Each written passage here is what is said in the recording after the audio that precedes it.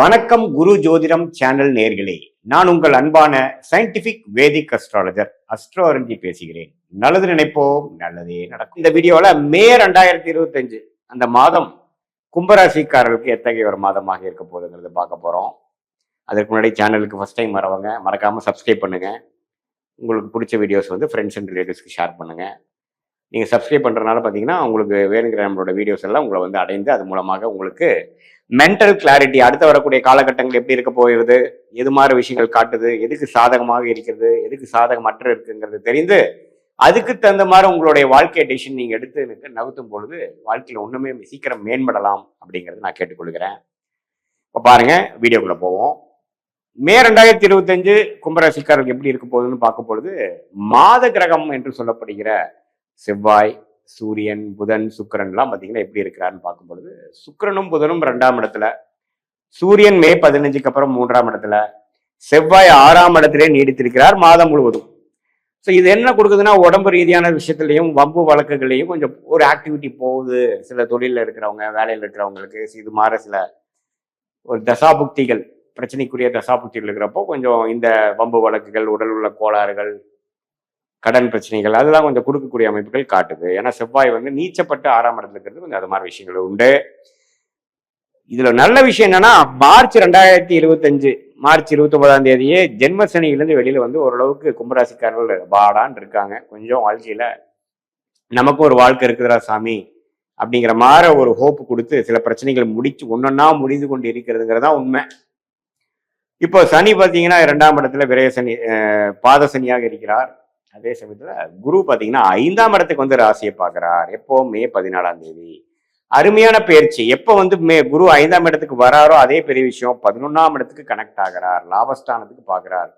So வேலையில முன்னேற்றம், தொழில முன்னேற்றம், மாணவர்களுக்கு நல்ல ஒரு ஒரு பலனுக்கு படித்த முயற்சிக்கேற்ற பலன்கள், இல்லத்தரசிகளுக்கு குடும்பத்துல ஒரு சுபிக்ஷம், சீனியர் சிட்டிசனுக்கு வர வேண்டிய சில விஷயங்கள், ஹெல்த் இஷ்யூஸ் எல்லாம் கொஞ்சம் சால்வ் ஆகிறது. இது மாதிரி எல்லா வயதினர்களுக்கும் கும்பராசிக்காரர்களுக்கு இந்த குரு பயிற்சி மிகவும் சாதகமாக இருக்கிறது. குறிப்பாக மே 2வது ஆஃப்ல இருந்து வரக்கூடியது அற்புதமான ஒரு மாதத்துக்கு வழிவகுக்கிறது. அதுவே பிற்காலத்தில் வரக்கூடிய ஒரு வருடத்துக்கு ஒரு நல்ல ஒரு ஆரம்ப பகுதியாக, ஃபவுண்டேஷன் காலகட்டமாக கொடுக்கக்கூடிய அமைப்பு கண்டிப்பாக உண்டு.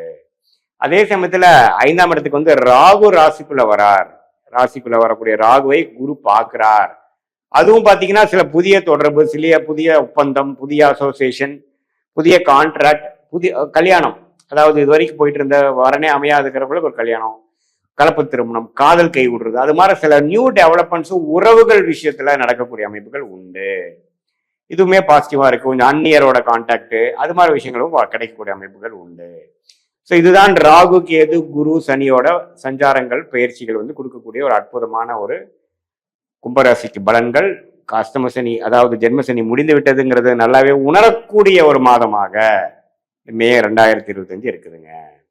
அதே சமயத்துல சுக்கிரனும் புதனும் பாத்தீங்கன்னா 2ஆம் இடத்துல இருக்கிறது கொஞ்சம் தன விஷயங்கள், பணம் எல்லாம் கொஞ்சம் கொடுக்கல் வாங்கல்லாம் கொஞ்சம் நல்லா இருக்கும்.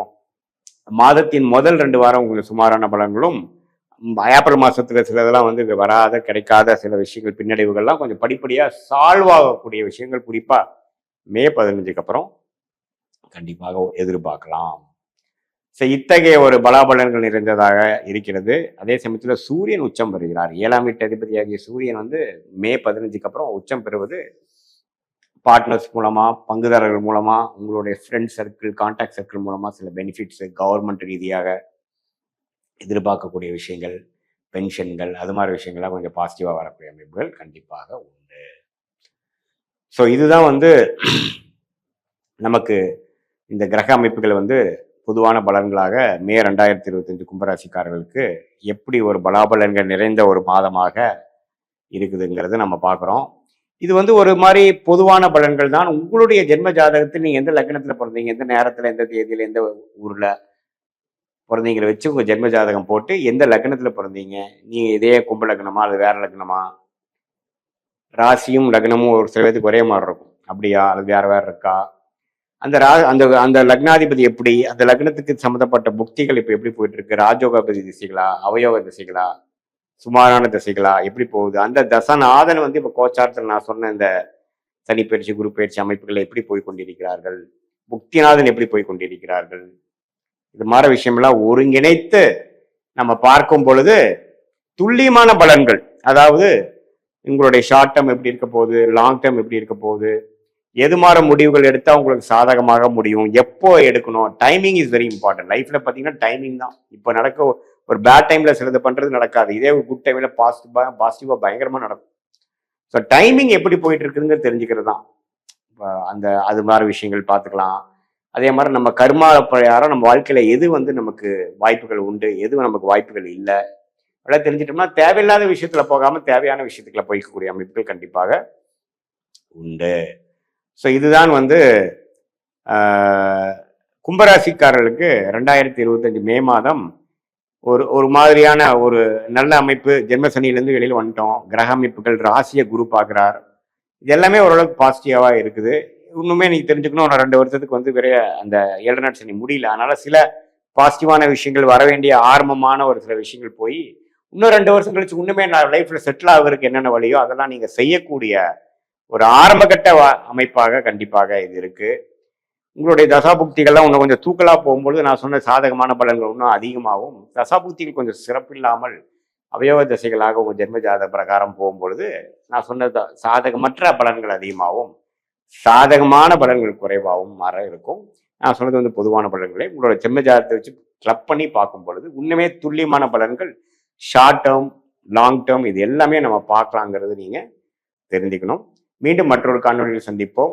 நன்றி, வணக்கம்.